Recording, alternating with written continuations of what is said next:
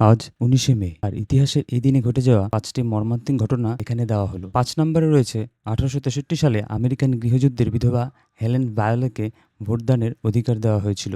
তিনি মার্কিন যুক্তরাষ্ট্রের রাষ্ট্রপতি নির্বাচনে ভোটদানকারী প্রথম মহিলা হিসেবে নির্বাচিত হন। ৪ নম্বরে রয়েছে ১৯১৯ সালে গৃহযুদ্ধের শেষ সরকারি বিধবা হেলেন ভায়োলা ৮২ বছর বয়সে মারা যান।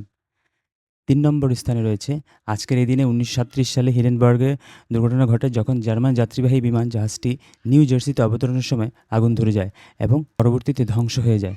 ৯৭ জন আরোহীর মধ্যে মাত্র ৩৫ জন বেঁচে যান। দ্বিতীয় নম্বর স্থানে রয়েছে আজকের দিনে ১৯৫৪ সালে মার্কিন যুক্তরাষ্ট্র আনুষ্ঠানিকভাবে অস্ট্রিয়া দখলের অবসান ঘটায়, দেশ থেকে অবশিষ্ট সমস্ত মার্কিন সেনা প্রত্যাহার করে।